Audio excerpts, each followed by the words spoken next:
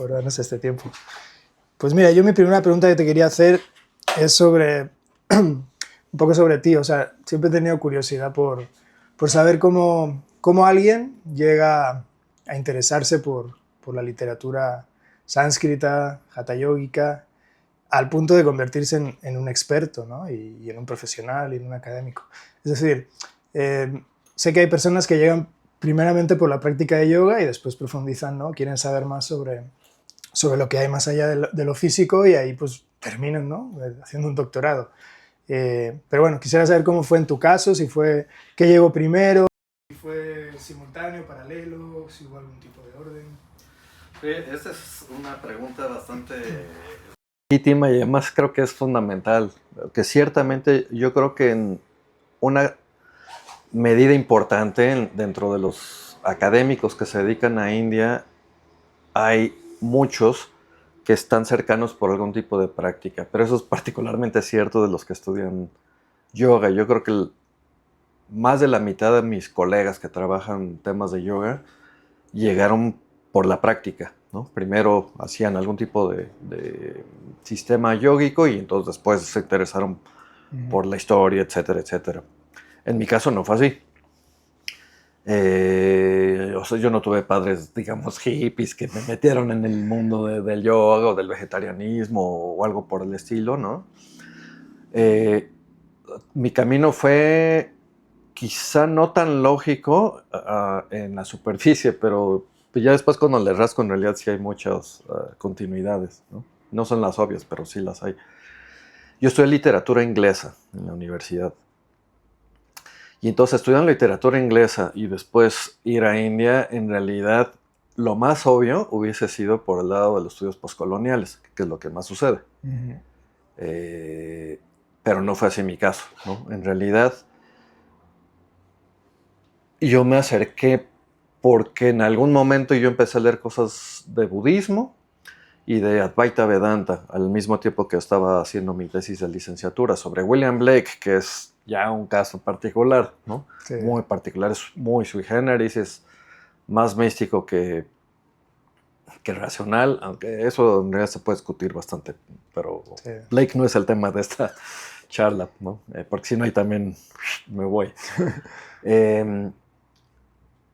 Y yo de todas maneras, aunque estaba interesado en budismo, claro, eran cosas muy generales, introductorias de budismo, ¿no? Este libro de Mahadevan, que ha reeditado miles de veces el Fondo de Cultura Económica, y ya de los otros de Advaita Vedanta ni recuerdo qué habrá sido, ¿no? No, más bien, ese es el de Mahadevan, que es una introducción a la filosofía de la India. Ya de budismo no me acuerdo qué era. De todas maneras, yo quería ser traductor literario. Y a la mitad de mi licenciatura, es decir, todavía era estudiante de universidad, vine al Colegio de México a tomar un curso de traducción. Se llamaba el Programa para la Formación de Traductores, que en realidad era una maestría porque ya eran 4 semestres, ¿no? Y lo interesante es que en ese currículo de ese programa ya lo cambiaron. Una vez que se convirtió en maestría, perdieron esta parte que era para mi gusto la más interesante, además de las prácticas de traducción, que era un curso de civilizaciones de China, Japón, India y Medio Oriente, ¿no? En cada semestre. Y los profesores que daban estas asignaturas venían del Centro de Estudios de Asia y África, que yo no conocía. Ahí es cuando me enteré que existía tal centro. Y además que podías estudiar, de hecho era un requisito estudiar la lengua o una lengua de la región. Y ahí a mí me encantó, obviamente con India quedé enamorado. Benjamín Preciado Solís fue quien dio ese curso de India, y fue quien me terminó de enamorar, ¿no? Sí, él me vendió al final la idea de, pues ven a hacer un posgrado con nosotros, y pues sí, le tomé la palabra. Escogí lengua sánscrita y más bien estuve en la maestría interesado en mitología hinduista. Y ya de ahí fue cambiando muchas otras cosas, ¿no? Y al final la tesis la hice sobre la diosa de la palabra y la poesía, que pues, era una manera de continuar mis intereses literarios, y poesía era lo que a mí más siempre me ha interesado. Después, para el doctorado, en realidad yo quería estudiar tradiciones tántricas, y por supuesto estuve leyendo mucho, etcétera. Mi proyecto de investigación para el doctorado era justo tradiciones tántricas, una en particular, pero a partir de esa tradición tántrica, en la Kaulachara, llegué con un grupo de yogis que yo no conocía, los Nat Yogis, de los cuales no se había escrito casi nada. Hablo de muchos años atrás, ¿no? Como 20 años. Y me llamaron mucho la atención porque eran un grupo muy heterogéneo, muy distinto de digamos, los círculos tántricos propiamente dichos y otro tipo de movimientos como místico-devocionales medievales, para ponerlo de manera sencilla. En realidad no son medievales, pero ¿no? Solo para indicar que no son antiguos, pero tampoco son modernos. Y estos Nat Yogis estaban vinculados con la distribución, ¿no? La expansión del Hatha Yoga dentro del sur de Asia. Y pues ya, así una cosa fue llevando a la otra y al final la tesis de doctorado terminó siendo un análisis sobre las historias, las leyendas de este grupo de yogis. Pero ya de ahí me enganché con algunas cuestiones que tenían que ver con la tradición textual del Hatha Yoga, de lo cual tampoco se había escrito mucho realmente.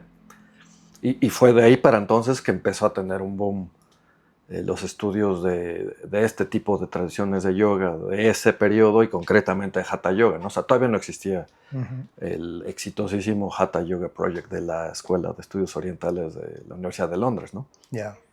Sí, entonces es muy interesante porque fue un poco un proceso tal vez inverso, ¿no? O poco común, porque llegó el yoga a tu vida un poco por la filología, por la filosofía, y de ahí llegaste con los Nat Yogis sin saberlo, que de alguna forma podríamos decir que son los más cercanos tal vez a la práctica de yoga actual, postural, ¿no? De alguna Parecería, manera. pero en realidad bueno, hay muchas cosas ahí vamos que sucedieron. Ahora vamos a ese tema. Sí, justo la siguiente pregunta iba un poco por ahí, ¿no? Pues siendo que eres indólogo, ¿no? Y eres un gran conocedor de la cultura india y del fenómeno del yoga, ¿cómo es que decides enfocarte particularmente en la tradición del Hatha Yoga? Pues en parte te digo, fue por este grupo de Nat Yogis, porque una de las cosas que encontré es que todas las historias, las leyendas que circulan en varias lenguas de la India y durante muchos siglos de estos personajes yogicos tenían una especie como de diálogo con ideales que están en los textos de Hatha Yoga, ¿no? Ya había leído algunos y encontraba que de pronto había conexiones. No eran explícitas, porque los cuentos no están hechos para digamos, ilustrar o enseñar cómo hacer Hatha Yoga. Son historias, son cuentos, pues, de yogis, ¿no? Pero a veces estos yogis, o muy comúnmente, demuestran una capacidad extraordinaria de manipulación de energías y poderes, ¿no? Y entonces ya rascándole, pues se va uno dando cuenta que esta es una de las partes más importantes del Hatha Yoga clásico, que sería, digamos, el que se desarrolla del siglo XII o XIII hasta el XVII, ¿no?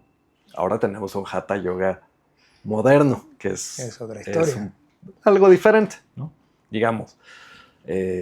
Recoge algunos temas de esa tradición anterior, pero también tiene muchas otras cosas que no estaban allí, ¿no? Que van a venir después. Entonces digamos que te interesó mucho ese cruce de lo cultural y lo soteriológico, ¿no? Eso por un lado, pero por el otro me llamaba mucho la atención que en realidad había muy pocas fuentes disponibles de los textos originales de Hatha Yoga, ¿no? O sea, básicamente 3, de los cuales solo uno realmente tiene pues, una circulación más o menos amplia, que es el famoso Hatha Yoga Pradipika, el que en realidad solo se llama Hatha Pradipika, pero esa es básicamente la fuente de Hatha Yoga, para una comunidad relativamente extendida, porque tampoco quiere decir que todos la conozcan, más bien todo el mundo cree que el origen es Yoga Sutra de Patanjali y en realidad no es Hatha Yoga. Hay discusiones, claro. Muchos dicen que sí, porque no. Si uno compara ese texto, Yoga Sutra, con todos los de Hatha Yoga propiamente, pues no, tienen concepciones completamente distintas, ¿no? El lenguaje también es diferente, el léxico, en fin, toda una serie de cosas. Entonces, digamos que también por la parte de la relevancia, ¿no? De la importancia de traducir Sí, todo ese estudiar, corpus exacto, donde había exacto, un vacío realmente, ¿no? exactamente, Donde sí. la academia se enfocó durante muchos años en Vedanta, en Yoga Sutra, pero en Sí, cambio... e incluso en Tantra, sí, cuando me empecé a interesar por Tantra ya había algunos apartados de Tantra que habían estado muy estudiados, ¿no? Particularmente las corrientes que tienen que ver con el Shivaismo Cachemira. Ya sobre eso se ha escrito mucho durante varias décadas, ¿no? En menor medida, pero también la tradición Kulachara, que era una que a mí me interesaba, que es una tradición más bien Shakta, es decir, de adoración a la diosa, pero también ya hay algunas cosas. En cambio, sobre Hatha Yoga no había casi nada y ni siquiera había traducciones, ¿no? Y en español menos, No, en claro. español menos, ¿no? No había, creo que nada, ¿no? Sí, sí, sí. Sí, no, Bueno, perdón, sí había de Hatha Yoga Pradipika, pero ya, ¿no? sí, no, pero traducciones también muy Sí, pobres, ¿no? O sí, sesgadas. así es, sí. Durante muchos años tuvimos aquellas de la Sociedad Teosófica, ¿no? Bueno, todavía circulan y todavía son, para algunas personas son su referencia del Hatha Pradipika, Bueno, ¿no? es que Ahora. ese es otro tema al que después eventualmente tuve que llegar. Es decir, es parte de todo, es un eslabón más en una larga cadena, ¿no? Ahora por Hatha Yoga eventualmente salté a yoga en la época moderna. Y eso tiene por necesidad que atravesar la participación de muchos agentes que uno pensaría que no tenían nada que ver y en realidad tienen absolutamente todo que ver. Y son distintos tipos de agentes, vamos a llamar esotéricos, ¿no? Y la sociedad teosófica es uno de ellos, es fundamental. ¿No? En realidad la modernidad como la tenemos no la podremos haber tenido si no hubiera estado la sociedad teosófica, a pesar de un montón de cosas. No digo que son Sí, los únicos, pero ciertamente son una pieza fundamental para cómo entendemos yoga, budismo y muchas otras cosas. claro, sí, sí les debemos su labor, ¿no? En su momento histórico, pues ¿Hay tergiversaciones? Sí, claro, claro, pero bueno, pero sí, eran otros tiempos, ¿no? sí, sí, sí, sí. Sí. Y tú crees que para los practicantes de ahora el leer textos de Hatha Yoga medieval es más importante que leer otro tipo de textos de yoga? Y si sí lo fuera, ¿en qué sentido? Bueno, yo creo que debería serlo. No creo que lo es decir, no siento que lo tienen en su lista de prioridades, pero creo que sí valdría la pena. Pues básicamente para tener un conocimiento un poquito más amplio y a profundidad de algo que les interesa mucho, ¿no? Algo que les resulta muy preciado, ¿no? Y yo creo que el amor puro debería tener una apuesta por un conocimiento profundo de aquello a lo que ama, sea una persona, una tradición, una práctica, o lo que sea, ¿no?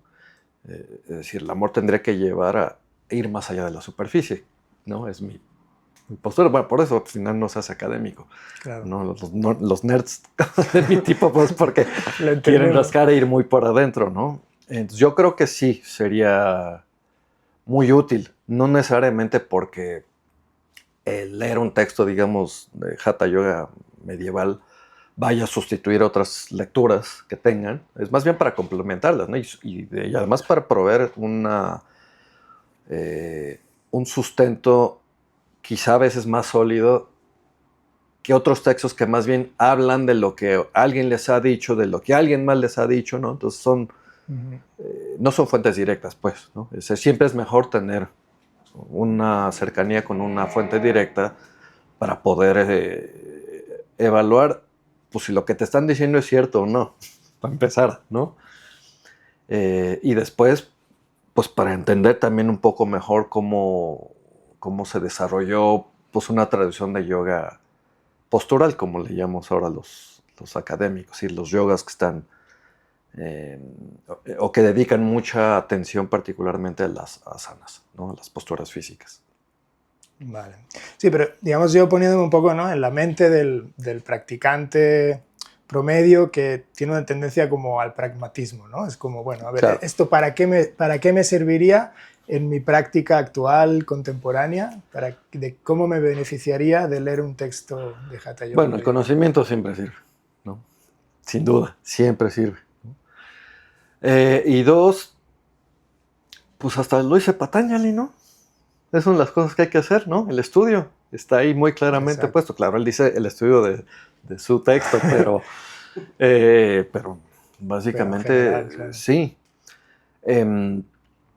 A ver, yo como a veces lo pongo es, supongamos que, porque esto es el punto de partida. Evidentemente alguien que practica yoga siente una conexión muy profunda con la práctica, independientemente que sea vinyasa o Iyengar o Hatha o lo que sea, ¿no? Le es muy cercano, o sea, es parte casi de su identidad, ¿no? No es solamente una cosa que hace eventualmente en la vida, ¿no? Es una parte fundamental para la mayoría al menos, ¿no? No para los que vamos nada más 2 o 3 veces a la semana, ¿no? Pero los que lo hacen diariamente. Entonces, en esta relación de amor,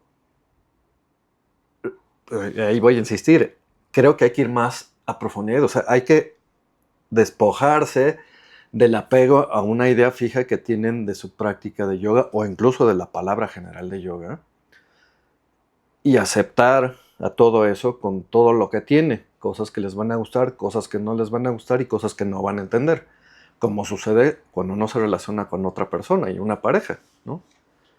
Si tú quieres modificar a esa persona según tus ideales, pues entonces no es amor puro, es otra cosa, ¿no? Y yo creo que con el yoga, pues no tendría por qué ser diferente, ¿no? O sea, si es una relación tan estrecha, pues yo creo que hay que atreverse, ¿no? Hay que contarse los secretos y entonces ya uno decidirá, bueno, esto sí, esto no, ¿no? Porque sí, hay temas en la larga historia del yoga en términos generales que pueden ser incómodas, ¿no? Que no son lo que a veces uno en las redes encuentra que creen que es el yoga, ¿no? Como en sus intentos de reivindicación. No, el yoga es... Pues no, el yoga sí es esas otras cosas también, ¿no? O lo ha sido, ¿no? Y lo va a seguir siendo, Claro. buenas y malas. Sí, esto es interesante porque hay muchas personas que tal vez son reticentes a estudiar estos textos antiguos, justo, ¿no? Porque piensan que, bueno, es algo que ya quedó muy atrás en el pasado, que ya no se relaciona con el presente, pero justamente el hecho de leer esos textos y confrontarse con la práctica actual puede tener el poder de transformar la actualidad, el presente, ¿no? Claro, Desde y esa honestidad. sí, es un acto de honestidad, es un acto de comprensión. Y en ese acto de comprensión, es decir, sí puede llegar un momento, que me ha tocado verlo en los varios años que he estado dando conferencias y que a veces se acercan pues, practicantes cada vez más. Sí me ha tocado algunas veces que entran en conflicto, ¿no? Cuando, por ejemplo, suelto una de estas historias de yogis que pues, son lo menos románticos posibles, ¿no? Violentos de Son repente. canijos, ¿no? Sí. Eh, pero al tener como una comprensión más palpable, digamos, de qué compleja ha sido la historia del yoga desde siempre, también, si se permiten, les permite entender mejor cómo y por qué es tan complejo el panorama actual del yoga, porque claramente no hay uno. Todos se pueden dar cuenta de que no es lo mismo hacer Bikram yoga que hacer Beer yoga, ¿no? Y los dos se llaman yoga. Claramente no es lo mismo, ¿no? Y quizás no se preguntan mucho por qué sucede, pero claramente se dan cuenta y no saben cómo empatar esto. O cuando si alguna vez se acercaron a Yoga Sutra, que eso también es muy común, ¿no? Y hacen yogas posturales, ¿y esto cómo lo aplico? O sea, ok, ya tengo el texto de Patanjali, estoy en el mat, O lo aplican como quieren, ¿no? Que eso pero pasa no puedo mucho hacer también. nada, ¿no? Porque no hay ninguna postura ahí, ¿no? Luego, ¿no? ¿Dónde están los chakras? Tampoco están ahí, ¿no? Kundalini, no, tampoco está ahí. Saludos al sol, no, tampoco está ahí. De hecho, no está en ningún texto, ¿no? Bueno, no antes del siglo XX, quizá, ¿no? Aunque hay algunos que están tratando de rascarle antes, pero no sé si... Está forzado, ¿no? Yo creo que está forzado, pero algo podrán encontrar, ¿no? Claro. Pero bueno, esos son temas todavía que digamos que están estudiando. Es decir, repetir lugares comunes o mentiras creo que nunca es buena idea, ya lo sabemos, ¿no? O sea, si salimos del yo y vamos al terreno de la política, siempre termina convirtiéndose en actos de agresión terribles, ¿no? Y aquí puede ser algo similar, ¿no? Hay proyectos políticos que utilizan el yoga también repitiendo lugares comunes, ¿no? Entonces es mejor estar consciente de qué cosas está uno repitiendo y qué tanto se acercan o no y le ayudan a, aunque sea involuntariamente, a algunos proyectos políticos que tengan agendas cuestionables, Ocultas. No tan ocultas, no. Bueno, Ahora ya oscuras, no. quería decir. Oscuras sí, turbias. no, ocultas ya no hay. Ya es muy descarado. No, ya en la actualidad todo es así, frontal, ¿no? Sí. Bueno, ahí se me fue algo, pero seguro bueno, va a regresar, ¿no? ¿no? Hay un inciso justo con esto, ¿no? Porque te estás refiriendo un poco, ¿no?, a esta agenda política del nacionalismo indio que instrumentaliza, ¿no?, el yoga, o que ha querido instrumentalizarlo y universalizarlo, ¿no? Y ahí entramos en este terreno de esa tensión, y quiero saber cómo tú te posicionas, cómo tú abordas eso, esa tensión entre el yoga, que se quiere presentar como una práctica universal, y el yoga como una práctica acotada, ¿no?, y limitada a una cultura, y eso además entroncado con la apropiación cultural, ¿no? ¿Cómo nos acercamos al yoga sin apropiarnos de él? Y cómo integramos esa práctica universal para todos sin borrar, ¿no?, lo cultural y lo singular y lo histórico. Este es un tema que me ronda la cabeza desde hace un rato. No tengo todavía una postura definitiva, pero la parcial, digamos, es que creo que hay que asumir que nos apropiamos. Porque no hay manera de que no suceda así. Claro. Es así. Pero claro, todos tienen miedo de decir que son apropiadores culturales, pero es imposible, porque somos culturas vivas y todo el tiempo estamos en intercambio. Entonces no hay manera de que no haya transferencia de ideas, de textos, de prácticas de un lado al otro, ¿no? O sea, en la India usan nuestra flor de cempasúchil, la mexicana, por todos lados. ¿Ah, sí? Es una apropiación cultural. Inconsciente, es a la inversa, pero esa llegó de acá, ¿no? Y luego pensamos en picantes, especias, pues están todos lados, ¿no? El chai mismo. Esta bebida tan típica de la India, bueno, del sur de Asia, pues no habría chai si no hubiera cultivo de té, y el cultivo de té lo tienen por los británicos. Claro. No cultivaban té de antes, ¿no? Entonces, sí, que haya apropiación del yoga no es que necesariamente haya una intención negativa y de explotación. No es que necesariamente la hay. Pero hay que asumir que en el momento en que esta práctica se lleva a un gimnasio, a un estudio de yoga, pues ya no es el yoga tradicional, no. Ya transformó. Asumámoslo, ¿no? Esto no tiene que ver ni con los Vedas, ni con sánscrito, o sea, es otra cosa. Pero eso no quiere decir que no lo pueda hacer uno de manera pues, honesta, legítima, porque además es cierto, el yoga brinda beneficios. Y sería también una insensatez decir que solo puede dar beneficios a los hindúes hinduistas o budistas o jaina. Pues, obviamente no. Eso sí, claramente le trae muchos beneficios físicos y hasta mentales a muchas personas. Por eso lo siguen haciendo, ¿no? Que no está prohibido, ¿no? Eso, de hecho, me llega a otra pregunta posible, ¿no? Yo creo que alguna vez alguien me preguntó o me cuestionó, ¿no?, que si yo no era mucho practicante de yoga, pues ¿por qué estudiaba yoga, no? Y pues un poco entonces está uno imposibilitado de hacer o estudiar algo. Bueno, perfectamente le podría haber dicho, bueno, pues tú naciste en la colonia Juárez, ¿por qué haces yoga si tú no eres hindú? ¿No? Claro. ¿Cuál es tu apellido y tu casta? ¿No? O sea, no podemos caer en esos reduccionismos, ¿no? Ni modo que nadie pueda estudiar cultura de México, salvo los mexicanos o viceversa. No, pues somos parte de una humanidad, tenemos intereses y curiosidades que atraviesan fronteras, ¿no? No podemos ser tan intolerantes, digamos, ¿no? Además, también muchas veces el que está más cerca con facilidad puede perder la objetividad, ¿no? Mi madre, que es muy católica, si yo quisiera saber algo acerca de la historia del cristianismo o de la Biblia, no acudiría con ella, ¿no? Claro. Acudiría con un historiador o un filólogo, porque pues mi madre está muy cerca, ¿no? Y al menos las respuestas que yo busco, vamos a decir científicas, no me las va a poder brindar ella, porque ella va a hablar desde la fe, ¿no?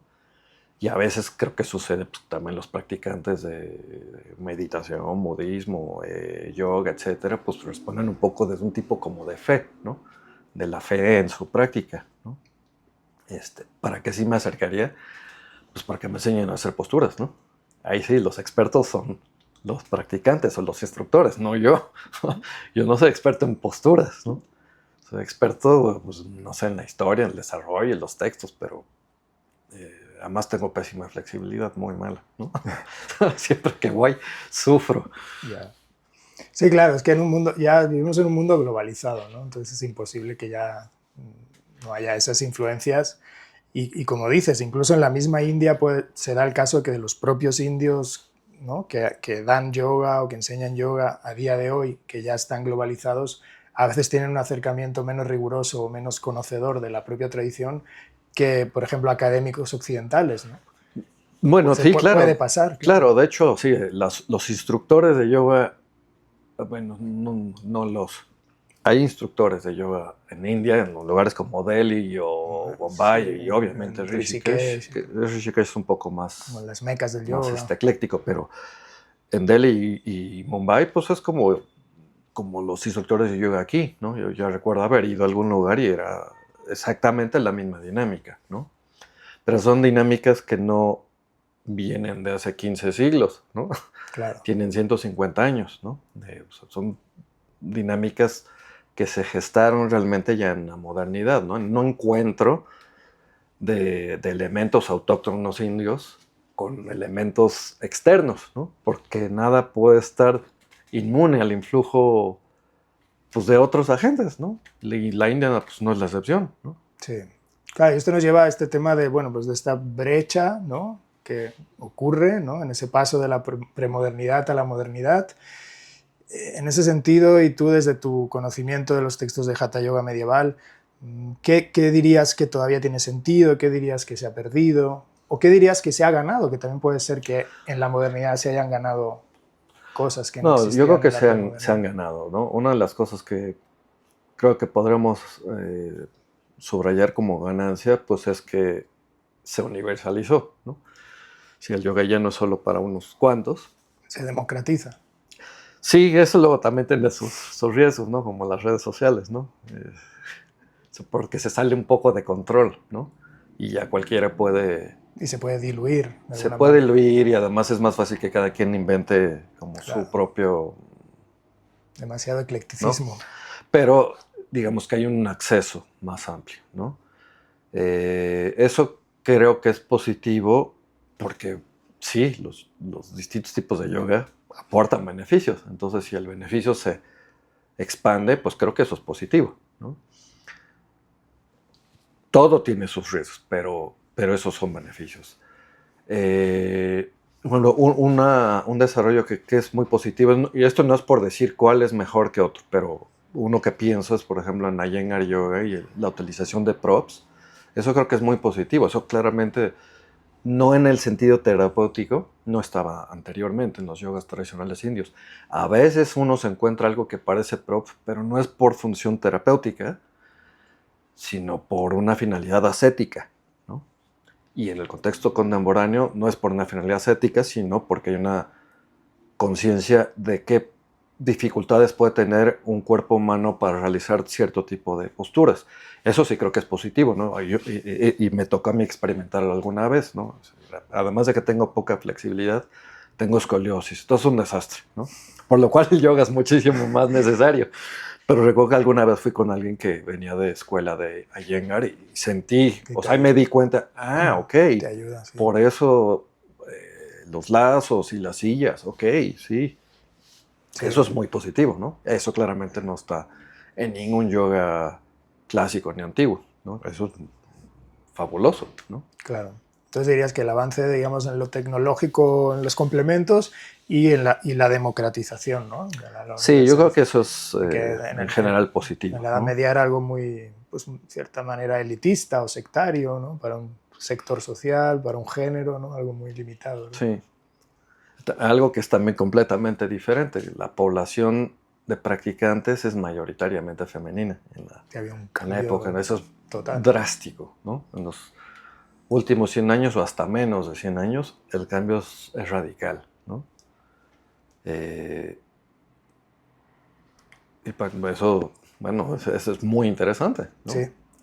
Y eso nos lleva un poco también al tema de los objetivos, ¿no? Realmente a lo mejor se utilizan conceptos similares, ¿no? Como liberación, unión, pero ¿qué se entendía antes por liberación y por unión? ¿Y qué entiende ahora un practicante moderno cuando dice hago yoga para liberarme o para unirme? Sí, ¿no? Pareciera que hay un abismo ahí, sí, hay ¿no? quizás si hay una pérdida, al menos del sentido original, ¿no? Como repetir una frase que suena muy bien, pero que ya está muy perdido de qué exactamente quiere decir, porque digamos en los contextos más originales o tradicionales, pues estás hablando de practicantes mayoritariamente en entornos ascéticos, de renunciantes, ¿no? Eran muy pocos los que vivían en familia. O sea, hay un momento donde empieza a cambiar, ¿no? Y de hecho con Hatha Yoga se hacen como dos corrientes y una como que permite más la práctica de jefes de familia, como le llamaban en sánscrito, ¿no?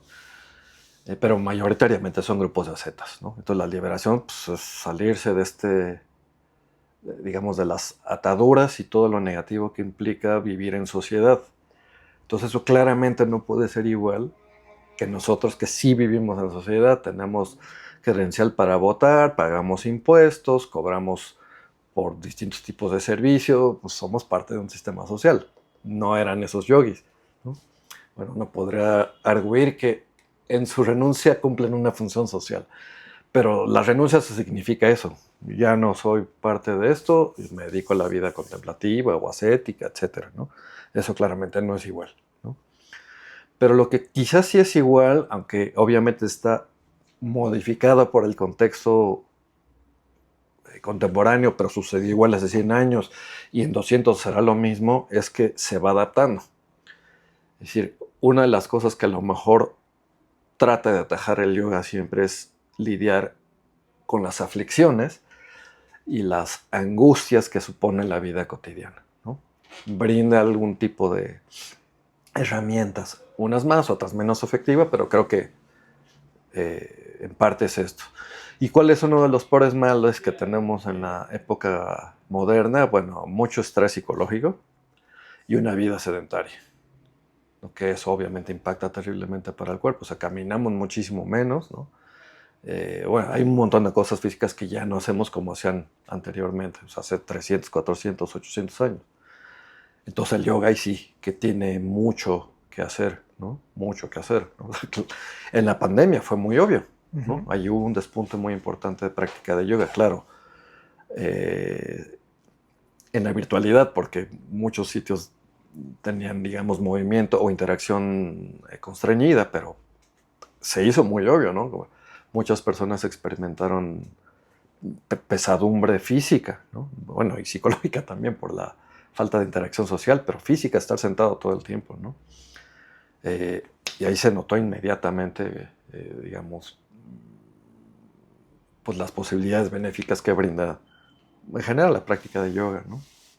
Sí, ese es un tema en el que yo he pensado mucho y no tengo una respuesta, ¿no? Pero cuando vemos, ¿no? toda la cronología, ¿no? El desarrollo del Hatha Yoga desde los inicios, ¿no? Por ahí de los primeros, ¿no? La segunda mitad, ¿no? El segundo milenio, pues los inicios del segundo milenio con el Amrita Siddha y todos estos textos donde casi no hay posturas físicas, ¿no? Donde es un hatha yoga muy meditativo, muy centrado en la fisiología sutil, y vemos cómo van pasando los siglos y van apareciendo más y más y más posturas, y ahí llegamos al siglo XX donde ya súper física la práctica, Sí. ¿no? Y yo me pregunto hasta qué punto esto se debe justo, como dices, a las condiciones, ¿no? De vida, si el yoga se adapta a que ahora necesitamos una práctica más física, de más movimiento, para llegar al mismo punto donde anteriormente llegaban de una manera más rápida o más sutil, con menos posturas físicas.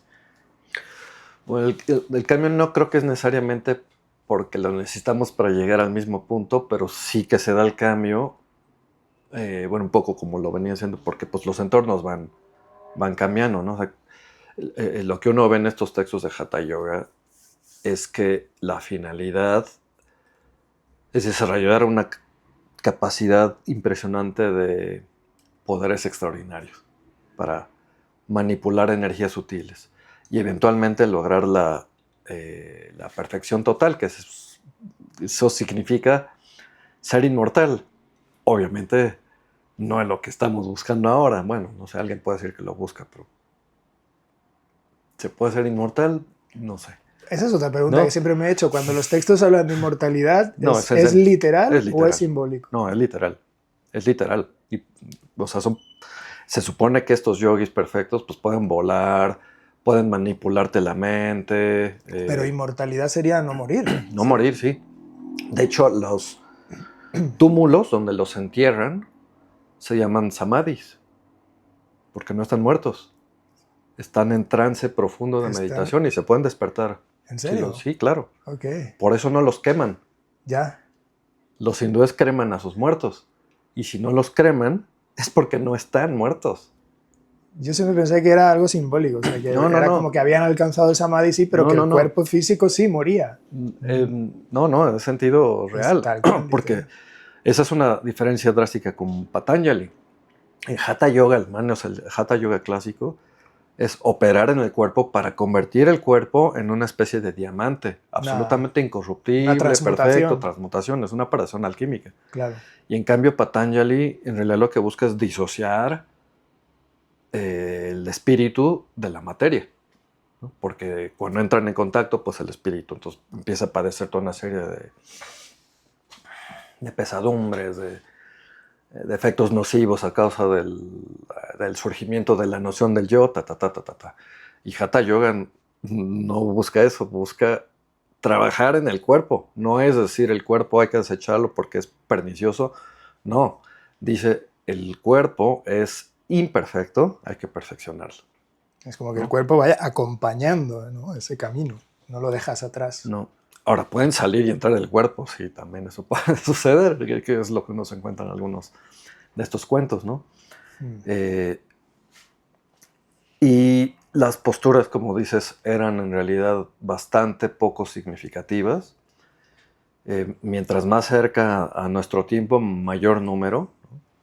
Pero en las primeras casi siempre te encuentras una o dos posturas. Pero entonces, textos, ¿no? ¿A qué dirías tú que se debe ese cambio? ¿Se va dejando atrás ese objetivo inicial de perfección del cuerpo y de inmortalidad? Yo creo que sucedió algo parecido a lo que encontramos en la actualidad. Si uno, por más que muchos digan, no, el yoga tiene que ver con alguna transformación interna en las redes sociales, pero la imagen que ponen, ¿cuál es? Una postura en la playa, pero una postura de cabeza, ¿no? Yo creo que sucedió algo similar, no sé, alrededor del siglo XV, como entre el XIV y el XVI, que algunos ascetas empezaron a explayar sus destrezas para tener posturas físicas raras y difíciles, ¿no? Para mostrar qué avanzados estaban en sus prácticas, ¿no? De hecho, hay algún poema como de esos siglos, un poema devocional, no me acuerdo si era atribuido a Kabir o a Guru Nanak, en el cual se quejan de los Hatha Yogis, y la manera en que se quejan es porque ellos son asanadharis, es decir, ellos solo están adoptando posturas físicas, es la manera en la que se mofan de ellos, ¿no? Dicen, no son yogis de verdad, nada más están ahí haciendo pura parafernalia. Contorsionistas. Sí. Entonces yo creo que algo parecido debe haber sucedido, ¿no? Claro. Sí, de alguna forma eso creo que se lo leía a Jason Birch, ¿no? Que uno de los factores que mencionaba de esa proliferación de posturas era la mera competencia. O sea, realmente competían por atención, porque finalmente eso repercutía en, al tener más seguidores, pues también tenían tal vez más poder, más... esto también. Más recursos, más abundancia, supuesto, sí, material, etcétera, ¿no? Todos los gobernantes de distintos rangos daban donaciones, ¿no? a distintos grupos religiosos. Entonces, obviamente, sí, había una competencia, no solamente por el pueblo en común, que pues obviamente dará limosnas, pero nunca van a dar el mismo dinero que puede dar, ya olvídate del emperador, del rey, incluso del recaudador de impuestos, el virrey, el potentado, todos financiaban, ¿no? Sí, es una competencia, pues como ahora, No ha ¿no? cambiado Eso mucho. no ha cambiado La mucho, ¿no? competencia en redes sociales, ¿no? De hacer posturas muy llamativas para es obtener similar, seguidores. ¿no? Es similar, ¿no? Y eso, claro, uno idealizando, pues cree que románticamente antes pues todos estaban ahí meditando en una cueva y alejados del mundo. No, estos iban a hacer recitaciones de mantras a plazas públicas, ¿no? Porque pues ahí es donde está la gente y donde cruzan también representantes de gobierno. Claro, Sí, claro, sí, claro, no, claro. digamos, sí, pueden meditar en una cueva, pero luego van a buscar.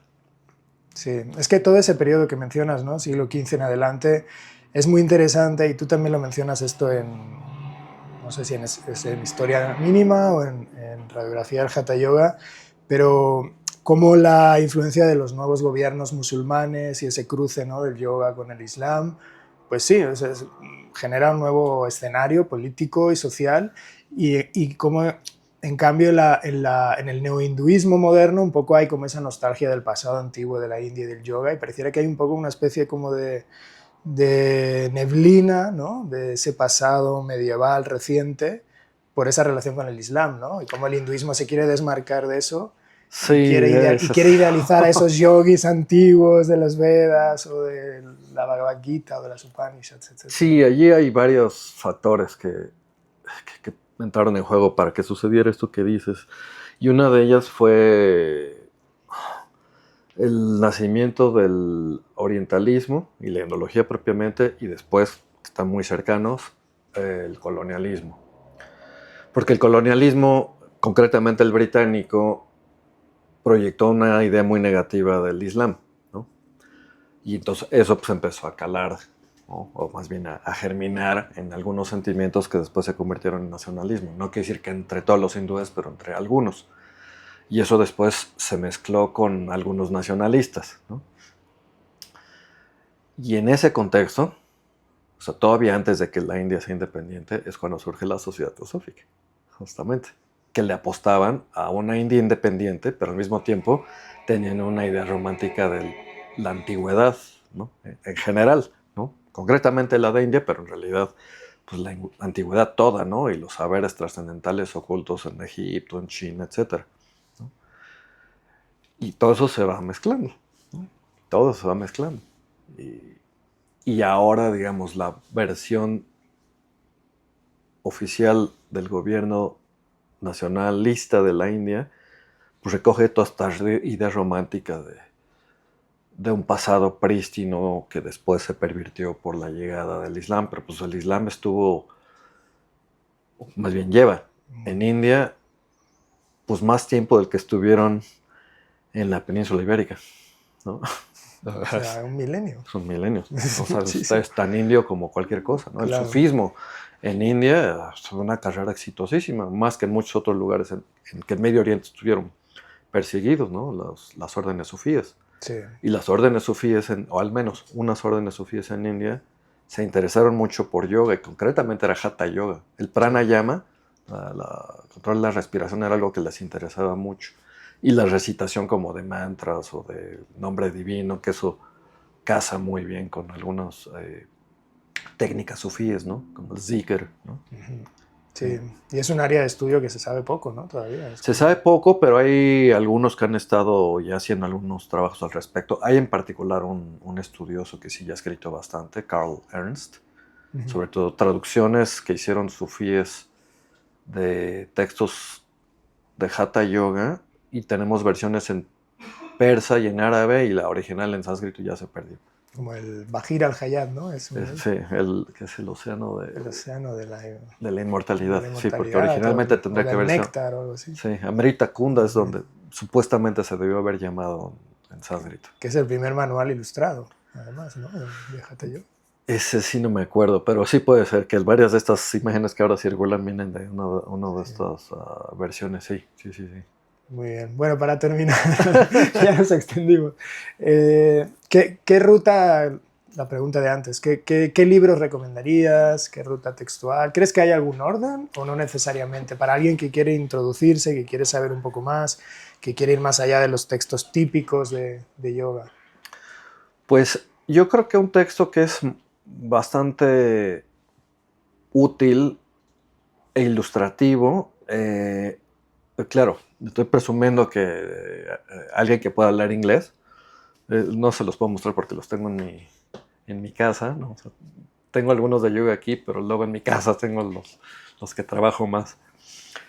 Es este que editaron James Mallinson y Mark Singleton, que se llama Roots of Yoga. Tiene una selección de pasajes a propósito de distintos rubros de yoga, y creo que sirve porque permite ver que es muy complejo, ¿no? Si no presupone que hay un solo yoga,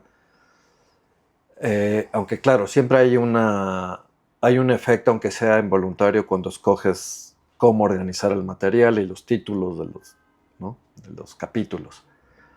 Pero aún así, es decir, si hay un capítulo que se llama Samadhi, pues hay muchos pasajes de muchos textos diferentes que hablan de Samadhi, y se puede apreciar que son posturas muy diferentes, ¿no? Es decir, ideas o perspectivas muy distintas de Samadhi. El problema es que cuando habla de yoga y dice postura, primero piensas en asana, no en perspectiva, ¿no?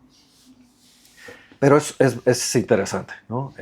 Ahora, no es una narrativa unificada, ¿no? Entonces, permite de encontrar pasajes interesantes, pero no se puede hacer una idea más orgánica, vamos a decir, ¿no? Yo creo que pues va a ser comercial, ¿no? En español yo creo que la historia mínima del yoga pues está pensada justo para eso, ¿no? Para poder brindar un panorama amplio, o sea, de recorrido histórico de largo aliento. O sea, eso no lo hace Roots of Yoga porque eso es un libro diferente, ¿no? Es lo que en inglés llaman source book. Entonces, una selección de pasajes, una antología de textos parciales, ¿no? Y es muy útil, sirve para lo que está planteado, ¿no? No es lo que hace la historia mínima del yoga, que no presenta textos, sino trata de narrar. Sí, ese es un libro, ¿no?, que puedes leer, digamos, de principio a fin. De principio a fin. Y también digamos, puedes ver que ha habido mucha variedad y muchas continuidades y discontinuidades también, pero además está pensado por un público latinoamericano. Bueno, perdón, iberoamericano. Iberoamericano, ¿no? Si no, me regañan. O sea, quizá no llega mucho a España, por desgracia, pero está pensado para el público hispanohablante, porque no tenemos tantos materiales escritos originalmente en español, la mayoría están traducidos, ¿no? Aunque bueno, Oscar Pujol, por ejemplo, ha traducido bastantes cosas, ¿no? Bueno, este diccionario del yoga me gusta, ¿no? Claro, está muy acotado y está más bien alrededor como del Yoga Sutra, pero creo que es un texto bonito, está pensado para practicantes, ¿no? Más que para el público en general. Pero es lindo el libro, creo que... Diccionario del Yoga. Se llama Diccionario del Yoga, tampoco lo tengo aquí, que hicieron Laia Villegas y Oscar Pujol, y si no mal recuerdo lo publicó Herder. Okay. No es muy grueso, ¿no? Si no mal recuerdo, viene todo el Yoga Sutra traducido, pero además tiene muchas ilustraciones de un montón de asanas que no vienen en Yoga Sutra. Tiene glosario y algún otro tipo de cosas, pero es un material como pensado para el practicante y el instructor o las instructoras de yoga, ¿no? Es bonito texto, ¿no? Como no para los académicos más clavados, que luego buscamos cosas más densas, ¿no? Más densas, sí. Yo creo que diría esos tres. Con esos tres esos está perfecto para empezar. Creo, seguro se me escapa alguno, pero si empiezo a dar la lista, pues seguro ya me extiendo a 15. Muy bien, pues muchas gracias, Adrián. No, gracias a ti. Listo.